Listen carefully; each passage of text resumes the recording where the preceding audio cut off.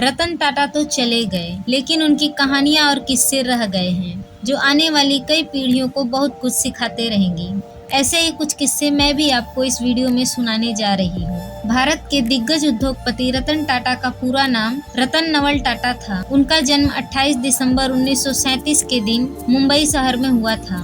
रतन टाटा नवल टाटा और सुनी कमिसार के बेटे थे। जब रतन टाटा 10 साल के थे तब उनके माता पिता अलग हो गए। उसके बाद उन्हें J.N. पेटेट पारसी अनाथालय के माध्यम से उनकी दादी नवाजबाई टाटा ने औपचारिक रूप से गोद ले लिया। रतन टाटा का पालन पोषण उनके सौतेले भाई नोएल टाटा, जो कि उनके पिता नवल टाटा और सिमोन टाटा के बेटे थे, उनके साथ हुआ। रतन टाटा के एक दोस्त याद करते हैं कि टाटा समूह के अपने शुरुआती दिनों में रतन को अपना सरनेम एक बोझ जैसा लगता था। अमेरिका में पढ़ाई के दौरान वह बेफिक्र रहा करते थे, क्योंकि उनके सहपाठियों को उनकी फैमिली बैकग्राउंड के बारे में पता ही नहीं था। रतन टाटा ने एक इंटरव्यू में कहा है कि उन दिनों विदेश में पढ़ने के लिए रिजर्व बैंक बहुत ही कम विदेशी मुद्रा इस्तेमाल करने की अनुमति देता था। मेरे पिता कानून तोड़ने के हक में नहीं थे, इसलिए वो मेरे लिए ब्लैक में डॉलर नहीं खरीदते थे। इसलिए अक्सर ऐसा होता था कि महीना खत्म होने से पहले मेरे सारे पैसे खत्म हो जाते थे। कभी कभी मुझे अपने दोस्तों से पैसे उधार लेने पड़ते थे और कई बार तो कुछ अतिरिक्त पैसे कमाने के लिए मैंने बर्तन भी धोए। रतन टाटा जो सिर्फ 10 साल के थे जब उनके माता पिता के बीच तलाक हो गया। जब रतन टाटा जी 18 साल के हुए तो उनके पिता ने एक स्विस महिला सिमोन डूनर से शादी कर ली। उधर उनकी माता ने भी तलाक के बाद सर जमशेद जी जीजी भॉय से विवाह कर लिया और फिर रतन टाटा जी को उनकी दादी नवाजबाई ने पाला। रतन टाटा अमेरिका में 7 साल रहे। वहाँ कर्नल विश्वविद्यालय में उन्होंने स्थापत्य कला और इंजीनियरिंग की डिग्री ली।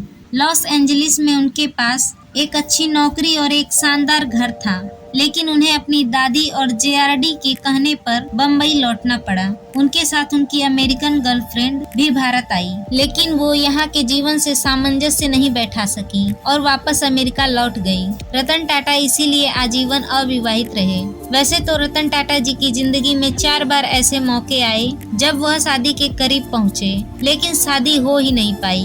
1962 में रतन टाटा जी ने जमशेदपुर में टाटा स्टील्स में काम करना शुरू किया। रतन टाटा जी जमशेदपुर में 6 साल तक रहे, जहां शुरू में उन्होंने एक मजदूर की तरह नीला ओवरऑल पहनकर अप्रेंटिसशिप की। इसके बाद उन्हें प्रोजेक्ट मैनेजर बना दिया गया। इसके बाद वह प्रबंध निदेशक SK नानावटी के विशेष सहायक बने।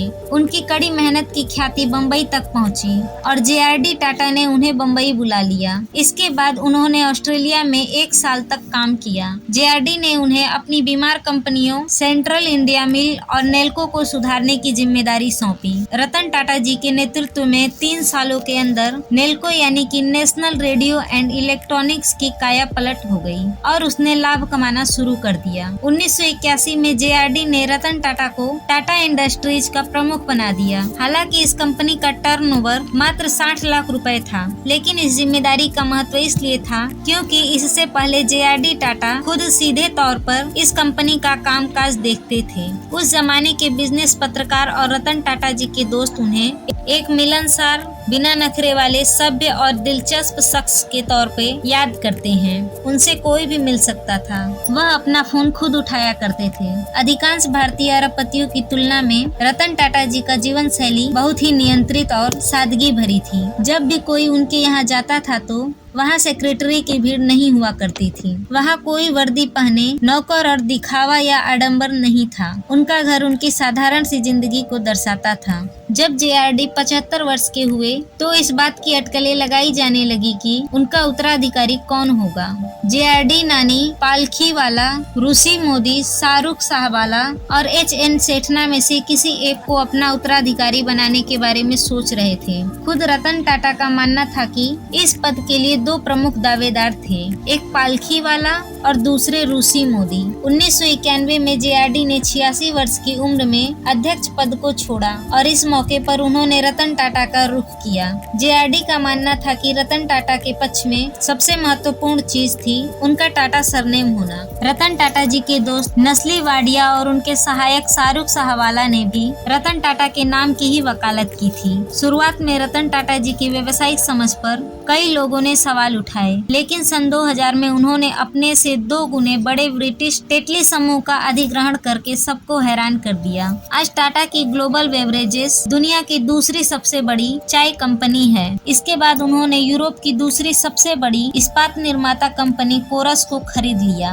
आलोचकों ने सौदे की समझदारी पर कई सवाल उठाए, लेकिन टाटा समूह ने इस कंपनी को लेकर एक तरह से अपनी क्षमता का प्रमाण पत्र दिया। सन 2009 में दिल्ली ऑटो एक्सपो में उन्होंने पीपल्स कार नैनो का अनावरण किया, जो 1 लाख रुपए की कीमत में उपलब्ध थी। नैनो से पहले 1998 में टाटा मोटर्स ने इंडिका कार बाजार में उतारी थी, जो भारत में डिजाइन की गई पहली कार थी। शुरू में कार असफल रही और रतन टाटा जी ने इसे फोर्स मोटर्स कंपनी को बेचने का फैसला किया। जब रतन टाटा जी ने इस सौदे के लिए डेट्रॉइट गए तो विल्फोर्ड ने उनसे कहा कि जब उनको कार के बाजार में पूरी जानकारी नहीं थी तो वो इस मार्केट में क्यों कूद पड़े। उन्होंने रतन टाटा पर ताना मारा कि अगर वो इंडिका को खरीदते हैं तो वह भारतीय कंपनी टाटा पर एक बड़ा उपकार करेंगे। इस व्यवहार से रतन टाटा की टीम नाराज हो गई और बातचीत पूरी किए बिना वहां से वापस लौट आई। लेकिन एक दशक बाद सब कुछ बदल गया और 2018 में फोर्ड कंपनी एक गहरे वित्तीय संकट में फंस गई और उसने ब्रिटिश विलासियत का प्रतीक माने जाने वाले जगुआर और लैंड रोवर को बेचने का फैसला किया। तब विल्फोर्ड्स ने स्वीकार किया कि